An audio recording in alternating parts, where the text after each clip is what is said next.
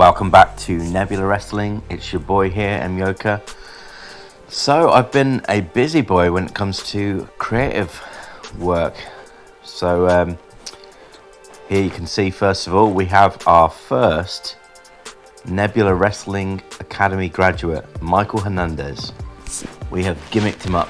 I've rechristened him Cesar Buenavista, leaning on his kind of Hispanic heritage.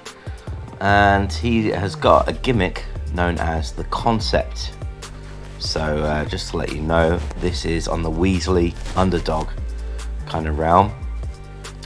And essentially he's the type of guy that speaks kind of esoteric. Everything's very pretentious, everything's very, I think a little bit like Velveteen Dream. Very arty, kind of very pretentious. And he's a heel. So I'm not convinced about this guy necessarily. He's got some good attributes. He's quite good in the ring, really. He is pretty good in the ring, at least technically. But he's got no star quality, and he's got an agitator personality type, so it could cause some problems. So I'm not banking on him long term.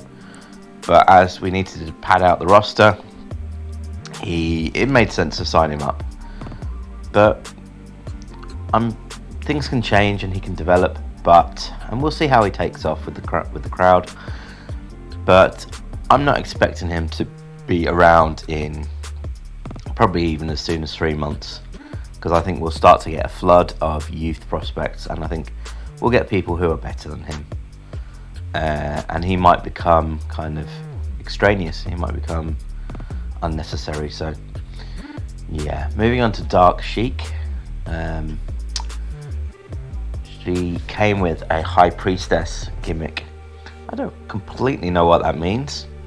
Maybe slightly new agey, kind of slightly gothic-y maybe. I've just kept that. But I'm kind of excited about Dark Sheik. I think she's a very untapped kind of potential. Very unique, and there's some interesting things I think we can do with her. Great star quality and sex appeal, decent in the ring. So yeah, I think she'll be fun. EC3, I've changed it from the essential character to free your narrative, which kind of sums up his arc at the moment. For what it's worth, I prefer EC3 in kind of a comedic role, as he was in Impact with Rockstar Spud. But yeah, he seems to have kind of morphed away from that. So we're going to go with the free your narrative thing. It's a little bit gloomy for me at times, from what I've seen, although I think it's quite creative. But we're going to carry this over to Nebula Wrestling. So, yeah, myself, fair authority figure. So, yeah, not going to do a Vince McMahon. Not going to be a heel authority figure. And a spoiler, we've got one of them already. So I'm his kind of counterbalance. And to be honest, I think some of that will play off our real life differences in opinion. And it might be quite cathartic for us to channel our differences in opinion on screen. So we'll see how that goes. James Storm. He was just Cowboy, which I felt was fairly generic. So I've just changed it to ass-kicking Cowboy, which is still fairly generic, but he is who he is, and I like the fact that he's no frills, and yeah. So he is going to be a face to start off with. Jay Briscoe. So the Briscoe brothers, him and Mark, were both redneck, which was fairly nondescript. So I've differentiated them slightly. I've got Jay Briscoe as cunning redneck, under the badass kind of type. So he's the sort of the clever one, and Mark is the kind of disturbed he's the I've got him under the kind of offbeat, unstable sort of role, and that'll just distinguish them from each other, because it may well be that we might split them down the line. I'm thinking it's good to do that, particularly as Jay is clearly the superior talent, and I think long term, if I had to guess, Jay is someone we're going to try and keep around at all costs, albeit him and Mark are on handshake deals rather than exclusive handshake deals, which gives them even less security in our company, which is a shame because I really want Jay at least to be a long-term fixture, and really the way he looks here, he's a main eventer to come, particularly as a singles, I think. But for now we'll have them as a tag, and we've differentiated them slightly. Joe Hendry, face. And for lack of better term, I've called it the musically mocking gimmick, which I've seen him use a fair bit. He makes these very funny music videos using popular songs, and he adapts the person he was feuding with at that time into the song. And he's very good at it. And he's very likeable. You can't help smiling watching him. Slightly self-deprecating, if I can say the word. I think he's more naturally a face anyway. So I think it works well, and we're going to get a little bit into our plans for him soon. So Cairo Casanova, he came in as Chad Carville in the last episode, 18-year-old graduate of Protostar Mid-Atlantic, and he's okay. He's another one that I'm not putting my hopes in very much. His star quality is under 50, although he's got very good acting stats and good on mic and charisma, so that holds him in some good stead. The lack of star power might hurt him long term, and he's pretty poor in the ring. Look at that, very poor. So, but he's 18. He might be someone that we sort of stick with and see how he goes. I'm slightly more optimistic in him than I am Cesar Buenavista. So we've given him a gimmick called Cairo Casanova, and he is a pickup artist. Maybe he's been on the sort of 4chan forums too often. He's done his reading on seduction skills, and he is a bit of an expert, and I think he could be quite funny. He could provide some interesting interactions, let's just say. And because he can talk, yeah, I think he's not amazing, but he can talk and he can act. I think we could see him, yeah, he could certainly make an impact in some angles, and hopefully through exposure to more talented performers, particularly in the ring, he can go up by osmosis. And I think we've given him a gimmick that, you know, it's got some legs for now. It can put him in a good situation. I've gone through Mark Briscoe, Mikey Novo, my nemesis, my counterpart. It's a fairly obvious one. Ruthless Billionaire. He is a ruthless billionaire heel, and he is a kind of a heel authority figure. And naturally, as the owner, he holds more sway than myself. So I think that's going to be an interesting thing to play out, both in and outside the ring. So you'll see him getting involved in our first Meteor show. Nate Hamilton. This is the guy that came in as Jeff Stark. And the intriguing thing about this guy, he's got his limitations, but he's pretty good in the ring. He's got good stamina, good athleticism, good power, very good resilience. He's a big ripped middleweight,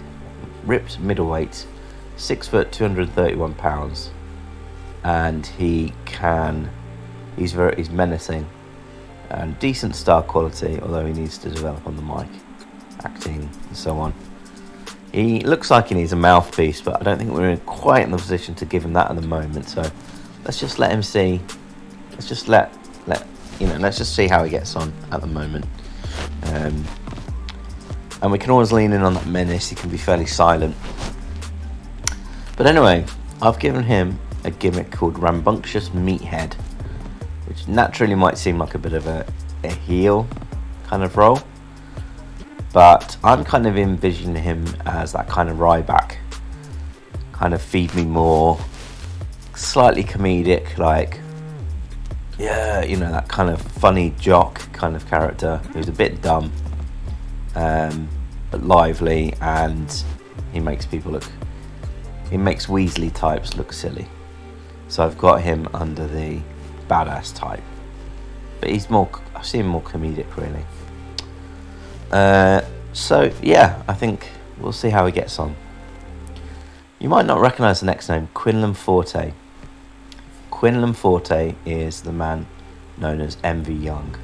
I don't like the name MV Young. I think it's a bit generic. It's a bit MV, meh. So I've renamed him Quinlan Forte. Quinlan, bit of an unusual first name. Forte, I like the kind of double meanings for it. Forte, there's something like strength in there. But forte is a musical term for, I think, fast, which we're going to get into very soon. And he's gone from a polyamorous cult leader to a polyamuso, music fan, music aficionado. Which kind of, his look, he's got a musical look. He can talk, he's charismatic. And there's a reason why I'm giving him a bit of a musical angle. It kind of links in with his name, but there's another reason which I'll discuss fairly soon. Taryn Terrell. We're giving her, she's a face. Sorry, Quinlan Forte also a face. Taryn Terrell, a sexy mother gimmick. She is a mum and proud. And sometimes she kind of wears the dungarees. She has like, the baby stuff. That can be something that can... I don't think she's got babies, but no, maybe not. But she's proudly a mum, and that is something that's going to come into play in the storylines, as you'll soon see. And I think we can lean into that. I'm a mum and I'm proud, Women in wrestling don't have to just be 20-year-old singletons, mother and proud. And we can slightly play into that MILF kind of dynamic, but I don't want to lean on that too heavily because it's a bit sleazy. But I think we can, I think you'll see the story that I've got planned for her, and I think it's going to work very well. Speaking of which, Tessa Blanchard. Now, we all know Tessa has got a bit of a clouded reputation at the moment. Scumbag personality type. So I see her as a risk, but as I explained, she is too talented to miss at the moment. And I'm hoping we see a bit of a redemption story. So, But my idea is that she's going to come in and naturally out the gate she'll get booed because of all the rumours around her, which may well be true. We can't 100% say, but there's been a lot of smoke. There's been around her name, and where there's often smoke, there's fire. There's been a lot of accusations. So my idea is that she denies the rumours, by the way. I think still to this day, and I guess she would, wouldn't she? But I'm going to talk a little bit about how she approaches the situation in the first Meteor. Check out that. That's going to be quite entertaining, quite interesting, I hope. But in line with that, her gimmick will be passive-aggressive perfection. So in some ways, she'll act a little bit like a face in her mind. But everything she does will end up coming off like a heel. And that's deliberate, and that's the plan. So passive aggression, aggressive perfection. And it's hard to explain that. It's better just to see it in the context of a story, which we're going to go into in a minute. And then he's a colour commentator, but he can wrestle. Ultra Mantis Black. He came with a comic book villain gimmick, and we're going to stick with that. It's fun. It's okay. So we're going to stick with that. And I want him to actually get involved in storylines fairly quick, as you will soon see. So we're going to go into our teams, just to tell you, it's just the Briscoes at the moment. But we're going to add to that fairly soon. I've got a plan. And maybe you'll guess who it is soon. Okay, storylines. I've given the game away straight away. This is not yet panning out on TV because Quinlan Forte is wrestling for another company on the first Meteor. He's not there, which I'm a bit annoyed about. yeah, but he's not available, so we can't start the angle with him. But as it stands, him and Joe Hendry are not a tag team, but they will be. They will be a tag team called Allegro. They will have a musical kind of motif, hence the Quinlan Forte, the musical term. So that's the former MV Young, rebranded to Quinlan Forte, and he will soon be aligned with Joe Hendry, who is doing the kind of musical mocking parody song gimmick. So Allegro was not supposed to combine melodies, but the Briscoes attacking them forged a collaboration that could set the tag team scene ablaze.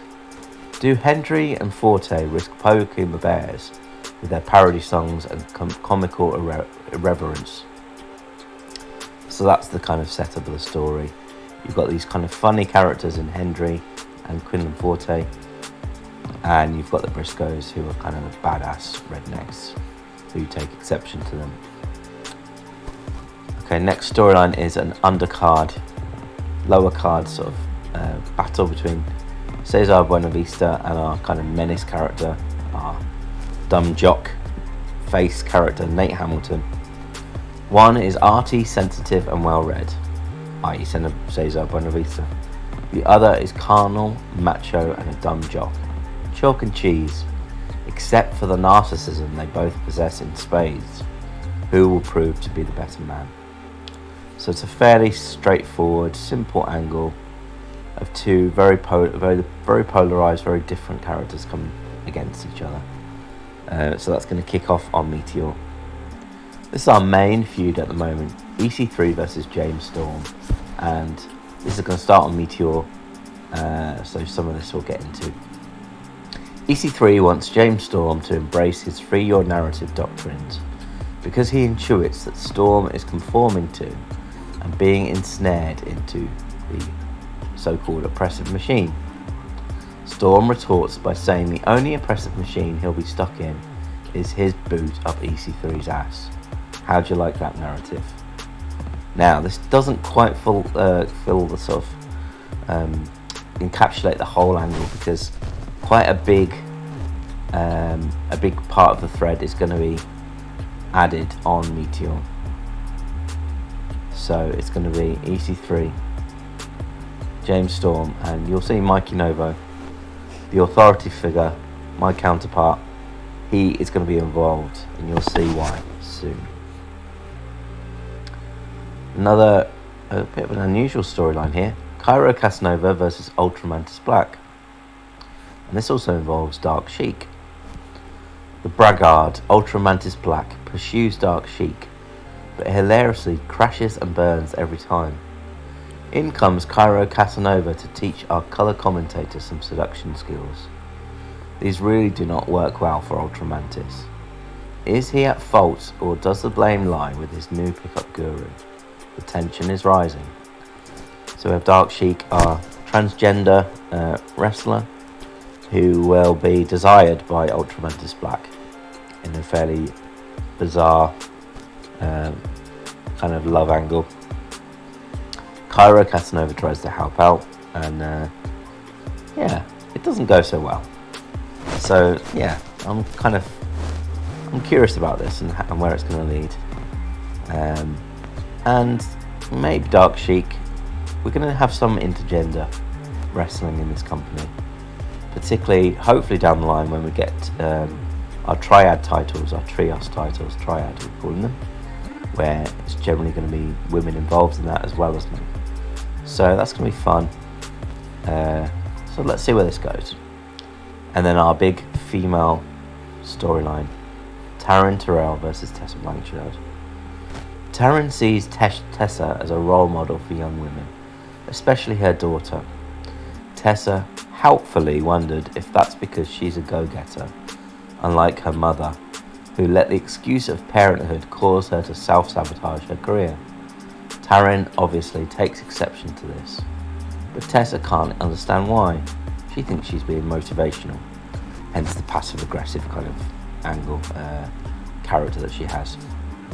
This is going to kick off on Meteor in a big way, so we'll see how we'll see how that manifests.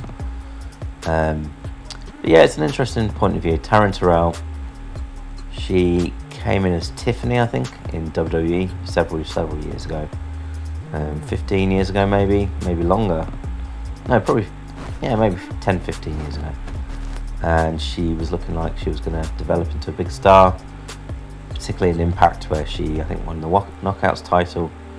And then she took a few years away from wrestling. I think some of that was because she'd become a Christian and she didn't want to kind of expose herself to the sort of content she was asked to do.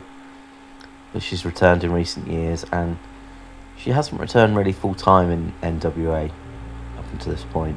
She's not really wrestled there. She's wrestling in Nebula Wrestling, so she's returning to the ring.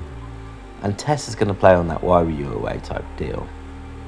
And maybe it's an easy out that Taryn's a mother, and maybe she dedicated more time to family life. And a young go-getter like Tessa Blanchard in a wrestling family, she's naturally going to be, hey, why did you do that? Yeah, so we'll see how that goes. I'm excited about this story. And that brings us to our first Meteor. So I've booked it all out. Now, this isn't going to be a particularly good show, I'm going to say, because we haven't got our storylines in swing.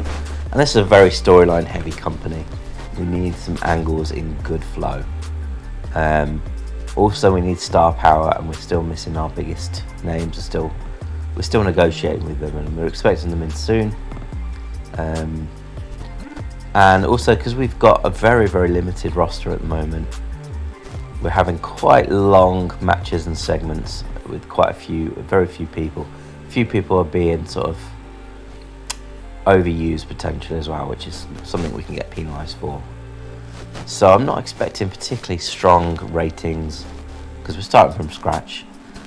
But I think this is really a bit of a set and scene kind of show, and I'm fairly happy with it. So just to go through before we sort of air the show, it starts off with EC3. So Emmo and Mikey welcome everyone to Nebula Wrestling. Their rhetoric betrays contrasting credos in how to build a wrestling company. Out comes Storm to give the mission statement that he will be the main man in Nebula. Mikey Novo tells him he's too old. He was Emyoka's pick, and the army of young talent coming will beat him out of the business. As James Storm goes to hit his boss, Novo, Emmo advises him not to. EC3 enters, says that Storm's hesitation to hit Mikey means he's part of the machine. He's conformed, basically. EC3 invites him to join Free Your Narrative. Storm declines. Novo threatens Storm, but instead, in a surprise, he floors EC3. Probably offended that he's being called the machine. He's being called the kind of evil overlord, which he is, essentially. So, but yeah, that's Mikey Novo attacks EC3, gets a big pop. So where's that going? We're going to see. And then we've got another angle. 2 angles in the row to start the show. I'm not pleased by that, but yeah, it's kind of what I feel like we've had to do. Because we have to establish characters, you see. So we've got the introduction of Nate Hamilton and Cesar Buenavista. And they're comparing wrestling show reels. They're show reels. Cesar describes his his show reel ethereally and pretentiously, as though he is an artiste. Nate is crude and simple. Eventually, Cesar gets too obnoxious and receives an uppercut from his bigger counterpart, leaving him on the floor as his theme music plays because he's about to go out for a match. Nate then, not so helpfully but amusingly, says, "Oh, you're up next." But Cesar's basically out on the floor. So then we go into our first match. Was it the first match of Nebula Wrestling? Joe Hendry versus Cesar Buenavista. My view is that Joe Hendry's kind of failing. He's got some people know him already, but yeah, So we're not really establishing his character, but yeah, it's okay. We can develop him, and really he's going to show his character once he's in feuds with his musical parodies. So we've got Joe Hendry beating Cesar Buenavista. Simply, in 8 minutes, work the crowd, Hendry wins. Okay. And then after the match, the Briscoes come out, and the attack is still celebrating Joe Hendry, starting that feud. Quinlan Forte can't be on the show, so yeah, maybe we'll see that kick off next week with his involvement. They announced that they're here to dominate the dual titles division. So that's mentioned in that division that's coming up. But we haven't got anywhere near enough teams to really establish that yet. But we will. We'll have a few, I think, by then. By Crowning Glory, our pay-per-view at the end of the month, where we're going to crown champions, I think we'll have 3 or 4 tag teams. That's my guess. They challenge any of the newcomers in the back, so they can be buried on night 1. So at this point, Joe Hendry is probably being carried away. He's brutally attacked by the Briscoes. So that leads into our second match. The Briscoes versus Hamilton, Nate Hamilton, who we've just seen, and Cairo Casanova, who we've not seen. So the aim of the match is Wild Brawl. Jay Briscoe will pin Cairo Casanova. Briscoes go over strong. They set down a marker. Simple. And then after the match, Casanova's hurting, but he's walking backstage. Ultramantis Black is taking a bit of a break from the commentary duties. Maybe he's going backstage getting a water. I don't know. We can do this. It's fine. He spots Dark Sheik backstage and only sees her maybe from behind or whatever, and he likes what he sees. When he realizes that she's trans, he actually isn't dissuaded. However, she rejects him hilariously. Cairo Casanova, who's a bit banged up, he comes by and advises him on seduction techniques. Ultramantis Black goes back to Dark Sheik and uses the techniques, the one bit of advice that Cairo gave him, and is rejected again. And he is angry with Cairo. Doesn't attack him, but he's like, oh, you know. And so both Cairo and Ultramantis Black are made to look a bit silly, and Dark Sheik has a couple of cutting killer lines to reject Ultramantis and comes off looking like a star. Then we go into Dark Sheik is then going to the ring, and she faces Tessa Blanchard. 8 minutes match, eye candy, and Tessa Blanchard wins clean. But Ultramantis Black tried to interfere, tried to help out, but he accidentally catches Dark Sheik. Curious. Anyway, after the match, Tessa gets on the mic and she gives a poor apology for her bad reputation, not really admitting to any wrongdoings. Taryn Terrell comes out and says Tessa is her daughter's hero, and that's following Tessa's winning of a men's world title a couple of years ago. Tessa passive-aggressively says maybe Taryn used motherhood as an excuse not to fulfill her potential. Maybe Taryn's daughter would admire her more if she was a bit more neglected.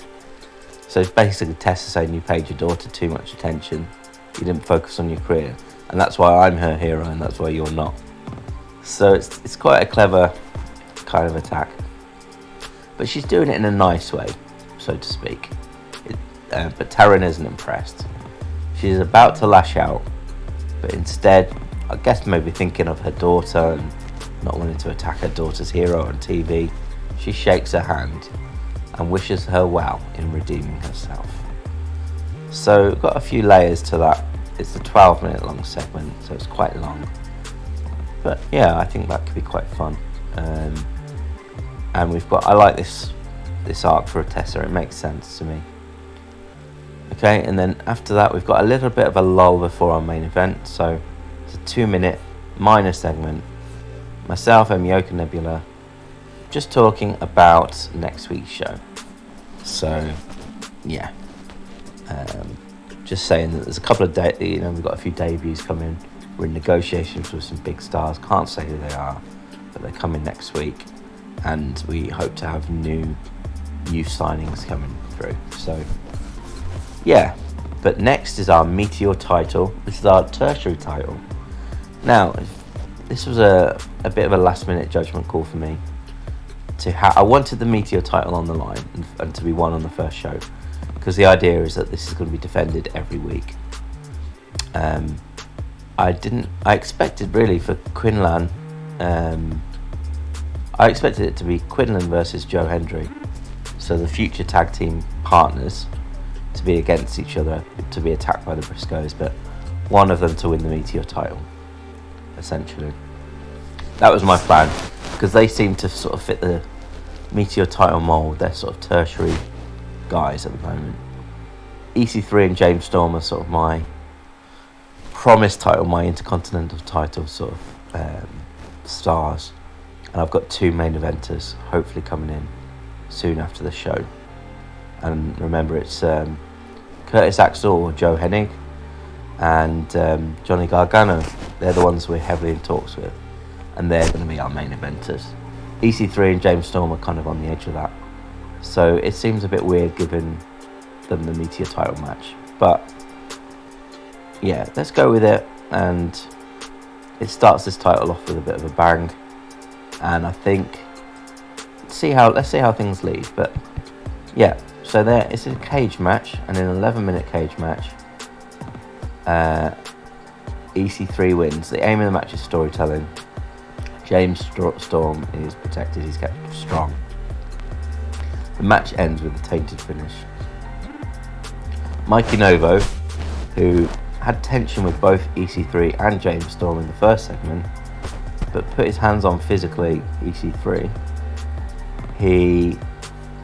so you think it's probably against EC3 really ultimately, but actually he helps EC3 beat James Storm.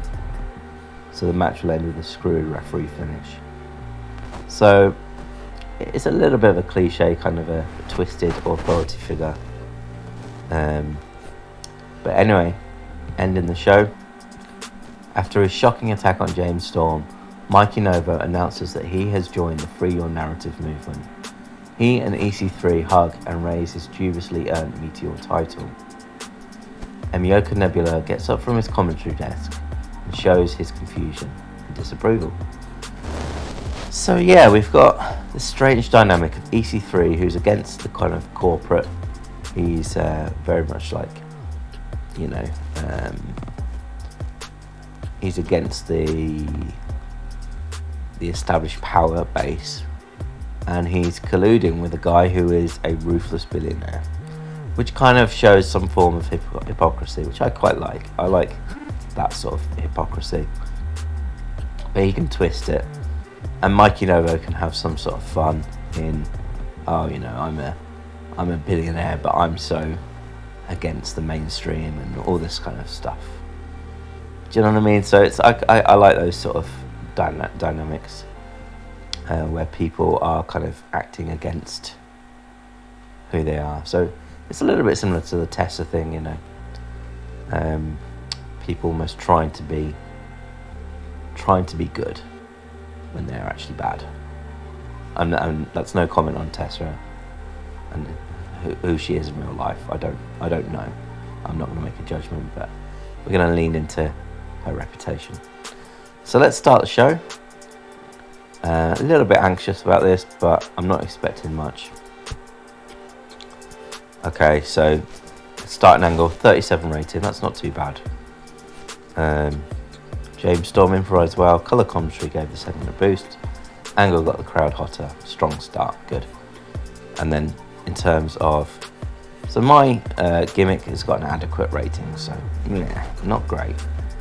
But the others, great, very good, great. So yeah, okay. Next one, the Angle versus Nate Hamilton, Cesar Buenavista, 17, poor. They're both very, very raw, not so good kind of they haven't got particularly strong performance stats. And unfortunately, Nate Hamilton, his rambunctious meathead gimmick has got an initial rating of poor. Which, that might govern a little bit how we see him going forward. How, you know, when we sign a glut of young talent, hopefully ones that are a bit more ready-made, these two might go down the list, and they've not made a good start. Cesar Buenavista, the concept gimmick, he can't pull it off. He hasn't got the performance skills adequate. I like with guys that are very sort of I'm not convinced about, but could have some potential. I like to give them kind of crazy gimmicks, because if it catches fire, it could make them, but it also could break them, and I kind of like that. And sometimes with the kind of more can't miss talent, you don't need to kind of over gimmick them, because they can use their character, their personality to sort of carry anything. So, not a great segment. The match for Joe Hendry, Cesar Buenavista, a little bit stronger, but still not good, 21. Joe Hendry had a good in-ring performance, 35. Cesar Buenavista, 10. Yeah. Okay. We need better talent on the show. Joe Hendry, his gimmick was great. Mike Chioda, his staff member referee gimmick, initial rating of poor. So, people aren't buying him as a referee, I guess. The match was poorly placed, the crowd were already hot and didn't need working. Okay. By the way, 12 people in the Frog and Fiddle, Cheltenham. Yeah. It's going to be a slow start, isn't it? This Briscoes angle with Joe Hendry, that has picked up things a lot. 44. Jay Briscoe's initial gimmick rating poor. Oh man. Mark Briscoe, great. That's rubbish. I've got high hopes for Jay Briscoe. Okay. And then the Briscoes versus Nate Hamilton and Cairo Casanova, 26 is okay. Jay Briscoe was very strong in the ring, as you'd expect. Mark Briscoe, good. Cairo Casanova had an in-ring performance of 0. Wow. Nate Hamilton, 5. Wow. Cairo Casanova's gimmick, poor. And Cairo Casanova is really off his game, you don't say. Not a good start, eh? Wow. That really should have been a 2-minute match, based on that. And that's the sort of thing I'd probably do a lot more when we've got more talent. Anyway. The Dark Sheik, Ultramantis Black and Cairo Casanova angle has got a strong start. Dark Sheik, gimmick adequate. Ultramantis Black is looking like a really good pickup at the moment. He seems to be doing well. Superb working without a script.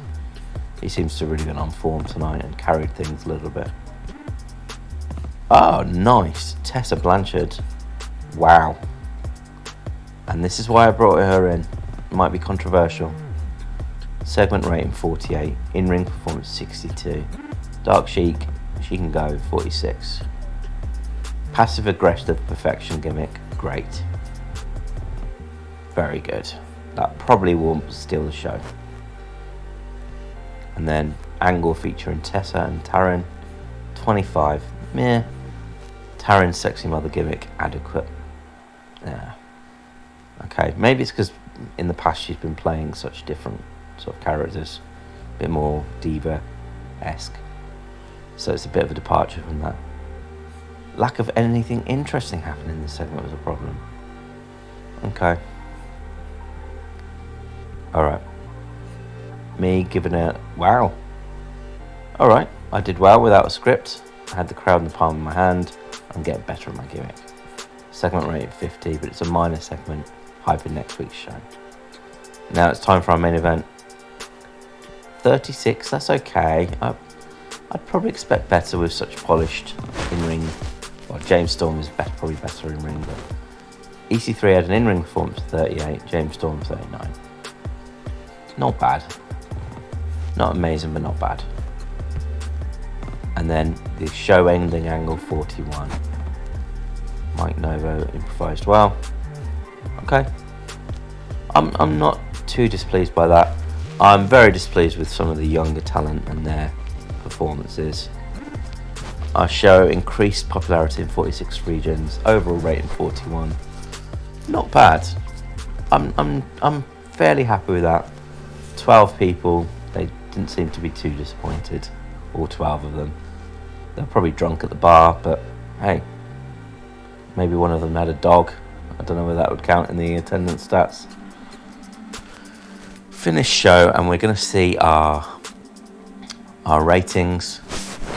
Who saw it? Who watched it on Nebula TV? Yeah, we'll have a look at that. But I'm kind of happy with that. I'm not thrilled, but I'm kind of happy. We do need to get strongly used talent in ASAP. So I'm hoping we get a lot more coming through. And just as we're going to go into it more in the next episode. But yeah, we've got a couple of graduate first refusals coming through. So hopefully Garner Bobish and Vicky Petruzzelli are solid talents. And we've agreed deals with Mauro Ranello, Doug Williams, Johnny Gargano, and Curtis Axel, aka Joe Henning. So that's really good. I think all we're lacking there is Mickey James. And Maya Yuki. Okay. Hopefully we secure them soon. But just to end the show and the video for this week. Man. Rival bids for Mickey James. I'll just deal with this. We're still in the driving seat, so that's fine. Alright. I really want Mickey James to sign. Drug test fees, 3,000. Fair enough. Viewing figures, less than a 0.01. 4,200 viewers. Considering we only had 12 at the show, I'll take that. It's a start. But we need to pick things up. And hopefully with the likes of Gargano, Joe Hennig, Doug Williams, hopefully they can come in and give the show a little bit of a boost. But naturally, starting off the ground, we're not going to be able to attract the real big stars at the moment. So, yeah, I'm going to call that a day for now. And next show, we will have a look at some creative decisions, hopefully a few more signings. And we'll go through our next show, our second Meteor. Just to recap, our first Meteor champion, this is our lowest singles title, is EC3. So he's a little bit higher of a caliber wrestler than I wanted for that title.